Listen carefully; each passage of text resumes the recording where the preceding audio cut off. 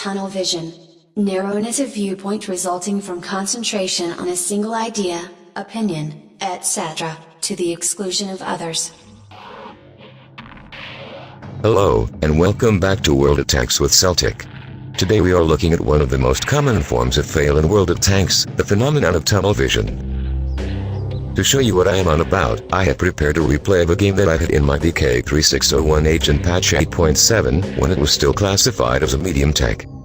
XVM predicts a 51% win chance, so let's call it even. Looking at both sides, there isn't a player that really stands out. The two highest rated players are on our team, but unfortunately, we are in Tier 6 tanks and a Tier 8 fight. So our influence on the outcome of the game will be limited. I do want to point out 3 players on the enemy team that drive Tier 8 tanks, but post some pretty abysmal stats. Especially the super pushing should prove to be good for some lulls.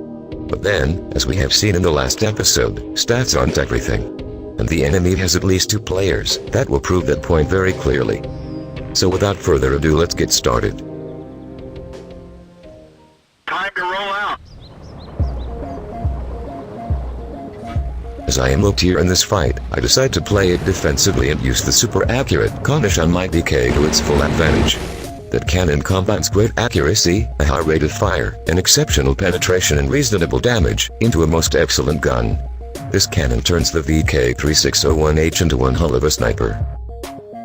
I like the initial deployment of our team. Our Hellcat has gotten himself into a good, if a big risky spotting location. If he gets spotted there, it's going to be game over for him. Some of our heavy metal is making its way to the western flank, as it should be. So it's all good then. Our jagged panther in the foreground seems to think that he is in a well-armored heavy, and is getting quite aggressive. Lieutenant, get ready to engage enemy T-69. That moron has YOLO'd out into the open and is now going to pay the price. Commander, did you hear that sound? I didn't hear a thing. Thanks for stopping by, Mr. Jagged Panther. Here we can see the accuracy of the Cornish cannon. A partially exposed side of the FCM at 500 meters, and we still hit him. After I have reloaded, I am taking another shot, this time at the front of the French premium heavy tank. Our shot flies straight and true, and damages the opponent for another 174 damage.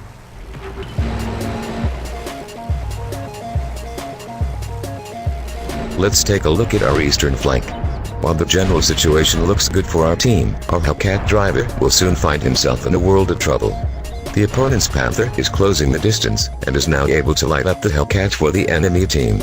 The result is appropriately severe. Within a second, the Hellcat loses just about all of its health, and it is frankly a miracle that he gets out of there in one piece. Let me pause the video right here, and draw your attention to an enemy super pushing driver. He has made his way all the way to our base by going through the middle of the map.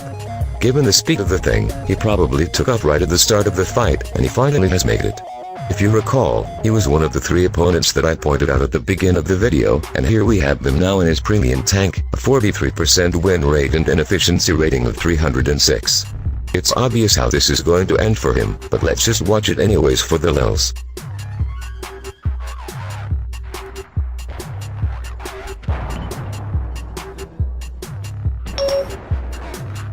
Siri, tell me, what does a 43% win rate, an efficiency rating of 306, a premium tank and nonsensical behavior equate to? A bit obvious, isn't it? It is a bot. Hun, I don't know. But you are probably right.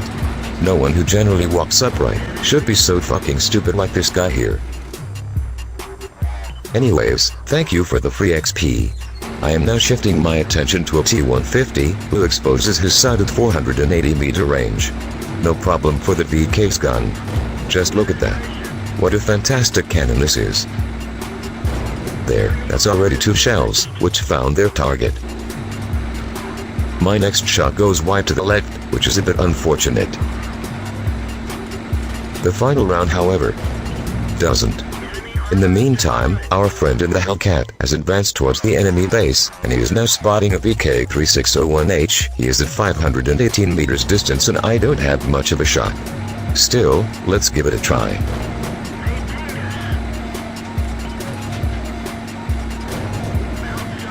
Damn. Should have switched to HE rounds. Oh well. The Hellcat gets the kill. But I am afraid he won't be around for much longer to celebrate. Sorry pal, you did well in your little kitty. Okay friends. Time to pause the video again to look at what happened to the western flank of the map. We can see an enemy Type 59 going up against two of our own, a T-32 and a Jag Tiger 88. 2 against 1. I don't want to be the Type 59 driver right now as his days are numbered. So, with the western flank firmly secured, I focused my attention to the IS-6, which had just taken out our Hellcat moments ago. The IS-6 seems to be heading straight for our base, and I am determined to do what I can to make his life miserable. I feel that this game is entering its deciding phase, and keeping the IS away from the rest of our tanks is vital. It's time to prep it up. Even so, my first 2 APCR shells bounce off him. I have been spotted, and he is going for me now. Now it is my turn. I put one aimed at him, and that should get his attention. My next shot ricochets. I pull back and he misses his shot.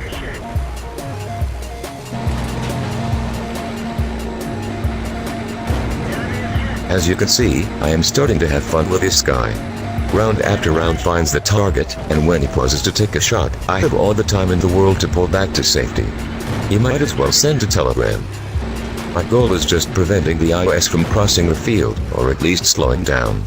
So far, this is working great, as he is actually pulling back. Then I get hit hard by an invisible enemy tank.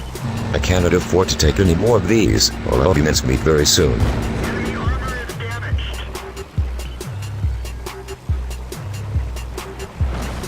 Ah, there he is. A T-34. He's the one who nailed me. Unfortunately, I don't have a shot. So then instead let's just focus on the target that we actually can hit. Yet, we're back at making the IS's day miserable. He's so frustrated by now that he decided just to YOLO across the field, exposing his side armor in all of his glory. But he can count on Wargaming being on his side. His big Russian heavy just vanishes, while being out in the open at 260 meters, in plain sight. But let's not even go there. Oh, this is Christmas, Mr. T-34. I am so going to kick your ass.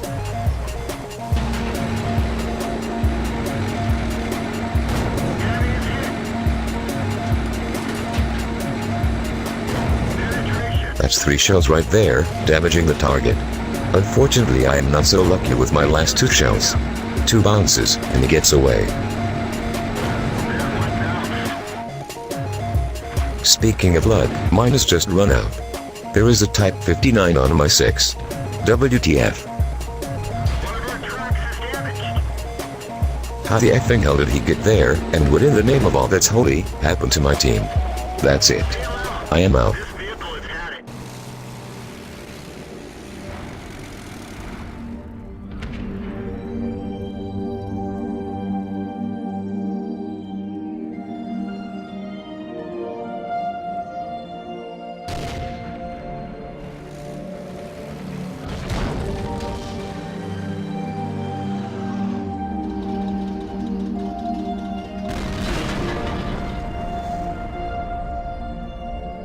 A close fight has come to an end.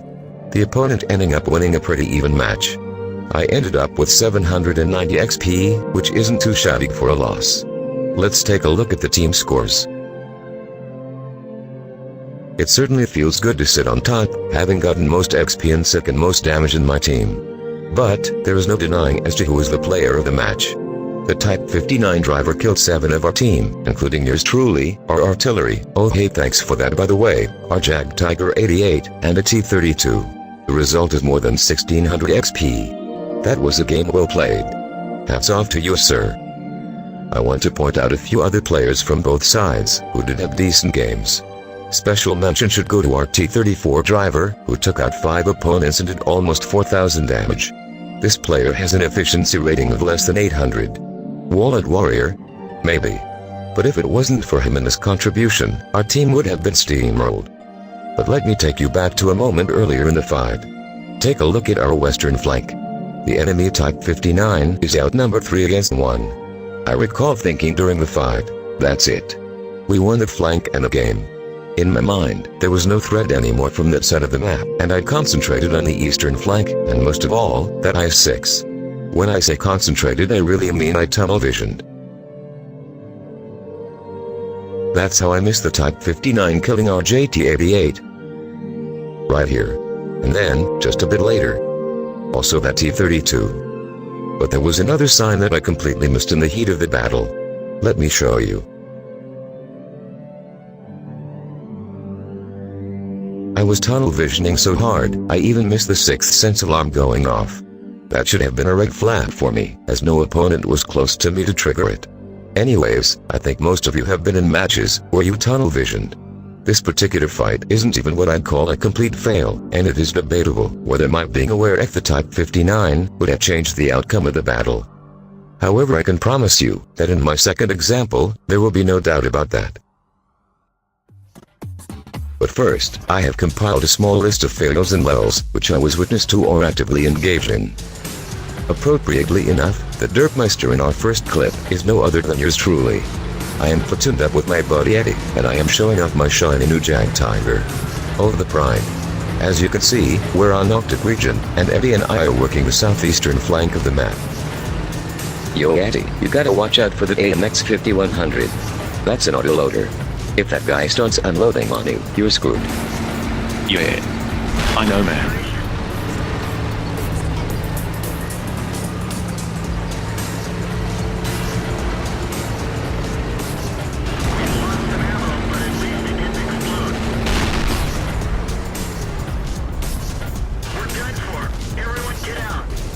You were saying.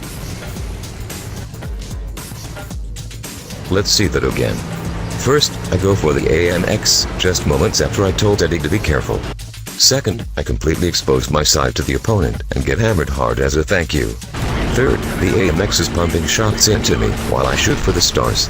I never get tired of watching this. So I go from full health to no health in mere seconds. Well played. Next up, Erlenberg. Also known as Derpenberg. The infamous corner claims another victim. Pay attention to the enemy's Cromwell driver.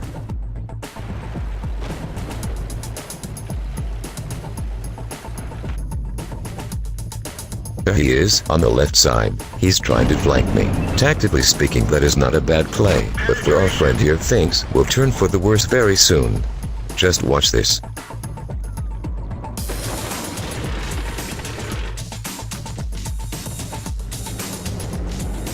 Be sure to check out Jingle's video Derpenberg. I have added the link to the description of this video. Next up, El Haloof. We are witness to an ISU-152 who apparently decided he has had enough. He just goes full retard. I have just had about enough of this fail team. Time to let the BL-10 do the talking. Come here T-34. I have a little present for you. Oopsie. Well, he isn't going to be around much longer to regret his mistake. Track hit. Moving on. We're back in a platoon with my buddy Eddie, in his Hellcat. This time on Prokharevka. Hey man, coming through. Yeah, whatever, man. Show off. Oh fuck, this isn't going to be good. We're immobilized. The commander is knocked out. LOL. You're an absolute donkey, man. Okay, let's take a look at one more. We're back at Erlenberg. I am in my VK3601H, and we are attacking.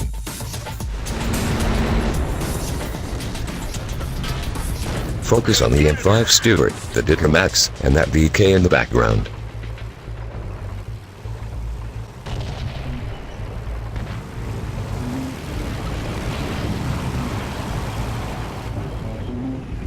I just love how the VK stops as he realizes that he must have hit something.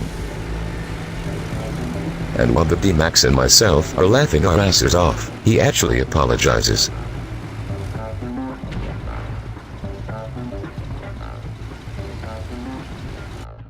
Let's get back to our main topic, tunnel vision. I promised you we'd be looking at another fight that most definitely qualifies for a fail video. This is it. A defeat with almost 1000 XP earned. How did this happen? How did we get here, and how is it that I am the one that has to take the blame? Well, we're here to find out.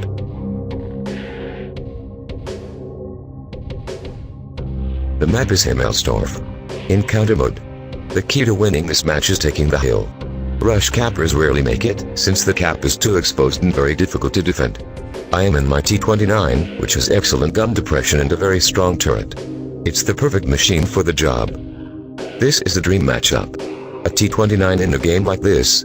Are you serious? And at XVM predicts a 70% win chance for our team. What could possibly go wrong? Quite a bit, as it turns out. Let's go. Let's fast forward a bit straight into the action. I am greeting the enemy's tiger with 331 little packets of damage. He is my main target. Defeat the opponent's tier 7 heavy, and all is going to be well. Let's do that again. Once the BK pulls back, the tiger is getting hurt again for 338 damage. Oh, I am liking this. The enemy's BDR pens my T-29, and I am taking some damage. Luckily this guy does not pull back. He just sits there to eat my shell. While I am reloading, I am driving too far ahead, and both the tiger and the BDR get me. The BDR won't do that again to me anytime soon. Look at these. Nasty things. 2 of them. Not good. Let's go back to the tiger. There is more damage to be done. There go another 320 of his health, and this time I am pulling back. Bounce, you sucker. Oh, the tiger is still there. Well, if you insist, sir, who am I to refuse? 361 damage. Nice roll. We're now almost up to 1,800 damage, and the game has just only begun. Anyways, time to move up a bit. Oh, there is a KV-1 who has swallowed some brake pills. Let's give him a proper greeting. After this hit, he is not so well anymore, and our T-34 surely will finish him off before I can reload. There. The T-34 will remain here on the hill, and it will come into play 2 more times. First, when he kills an enemy VK, and second when he gets his ass blown off like a bloody noob when he tries to reset the cap. Okay, alright. Let's be fair. He does get the tiger. And I have the KV-1. Great. We have won the hill. I could show you how I drive the T-29 to the cap, and I am sure that would be very exciting. Instead, while this is taking place, I want to show you an exchange between our KV-1 and an enemy VK. You're in for a treat. Enjoy.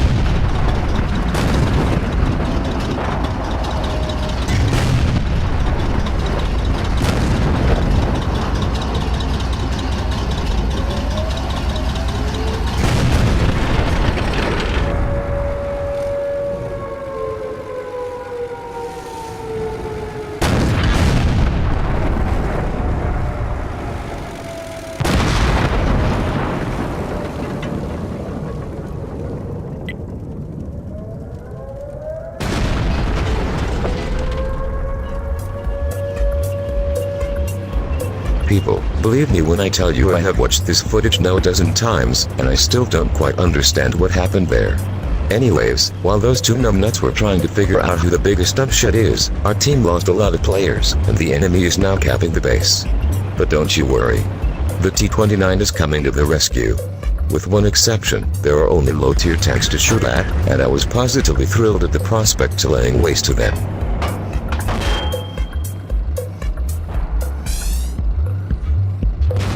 The Churchill is the first to bite the dust.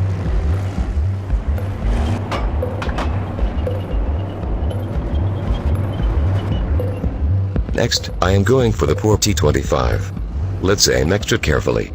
Oops, steady now.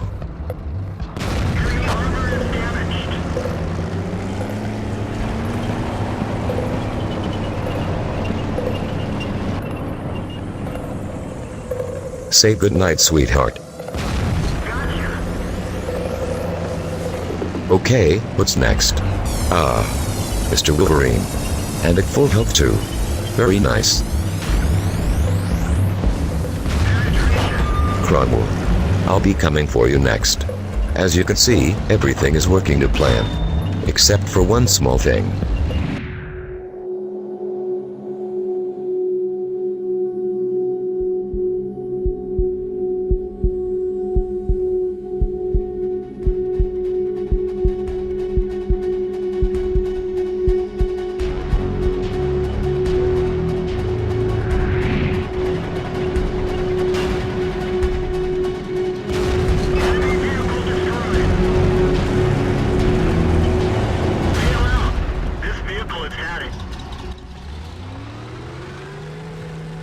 Seriously, people.